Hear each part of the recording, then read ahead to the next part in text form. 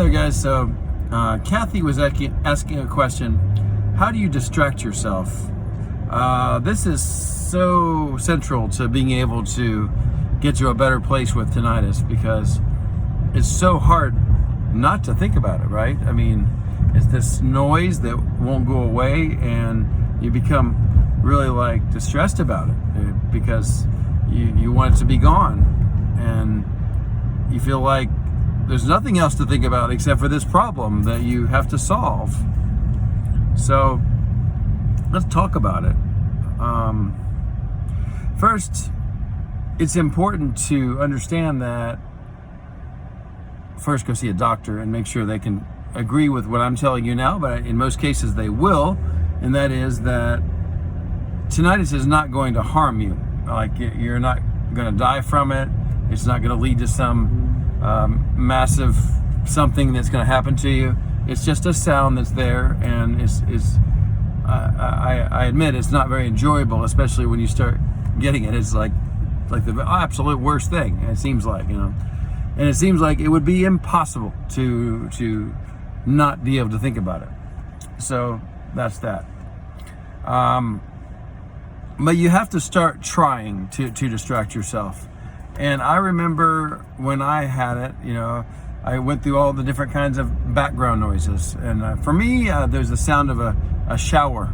For whatever reason, that had the best effect in terms of there was a sound that was very similar to the sound of my tinnitus. And I had a laptop, and I would carry it around everywhere I went. I mean, when I was in the house. And that was very helpful to make it a little easier to not think about it. And then beyond that, I did some things that were, in hindsight, like really, I was working so hard to try not to think about it. And I got a deck of cards, and I played the game of solitaire just again and again and again. I would play it, I just really try to focus on getting the cards lined up and moving the stacks of cards to different places.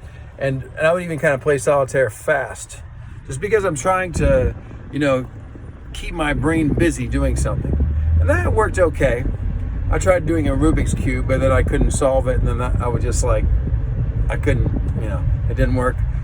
And I got a soccer ball, and I went and kicked it around the yard, and just trying to focus on maybe juggling the ball. I'm not very good at soccer, but I tried. I took Chinese lessons online, and I had a teacher that I had to talk to for 1 hour, and I would, focus on the Chinese. I would draw, and I wasn't very good at drawing, but I would just draw things that were, just whatever came from my brain. And I have like 300 drawings, I think, from that time, maybe more. And I would also find tutorials online and follow the tutorials. But what I really like about the drawing is, you're producing something with your brain. You're having to focus on doing that thing, and you're even receiving instructions on how to do it. So it's like your brain gets really busy doing that thing. So you could come up with your own methods, reading a book and trying to just you can even say every word or kind of think every word as you read the book, where your brain has to stay busy thinking about that thing that you're doing. And it may be hard, and you might keep going back to the tinnitus, but you say, wait, no, I'm going to go back to the reading and or the drawing. And the more you do that, the more you start to get out of the really worst part of the tinnitus, where you just can't stop thinking about it. And it could take some work. It could take a little time, but I think you'll see some pretty fast progress, and then you'll be like, hey, I was able to draw a drawing. And some of the time I wasn't thinking about the tinnitus. So, I read a chapter of the book, and I was actually thinking about the book that I was reading. So just anything where your brain has to get involved in that thing and you're doing it, it can be really helpful in learning to distract yourself. And in combination with what I said at the very beginning of the video, where you're saying you understand from a medical standpoint, the doctors are telling you there's nothing to harm you. That's an important point, because unconsciously, if the brain feels like there's a problem that absolutely must be solved, it's going to keep thinking about it. So one thing to help your brain along a little bit is to understand, okay, it's not going to harm me, so if I don't solve it, I'm still okay. Just from a psychological standpoint, even though it may seem like a small thing to you when I say that, it can actually be a really big thing, and really understanding that.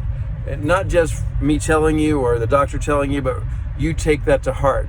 This sound is not going to hurt me. It makes it a little easier then to move toward distraction.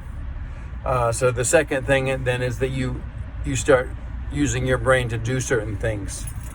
And from there, you'll get better at it. And as you get where you're not thinking about it quite as much, which you may have to do this for a while, where you have to really consciously think about, I'm going to draw a drawing, I'm going to learn a language, I'm going to write sentences in that language in my notebook, I'm going to read the language in a book.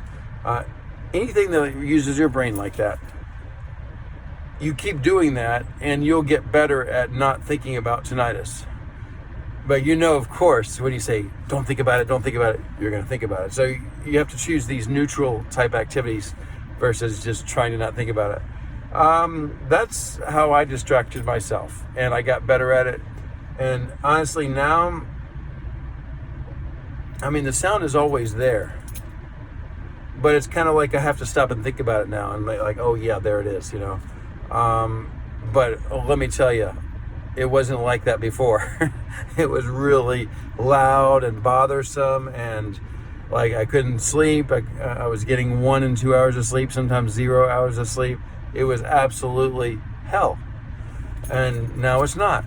And that's why I'm here to tell you that there's hope and you can get better. And I'm trying to give you some ideas that'll help you do that. So best of luck, and see if you can distract yourself a little bit more. Okay, see you.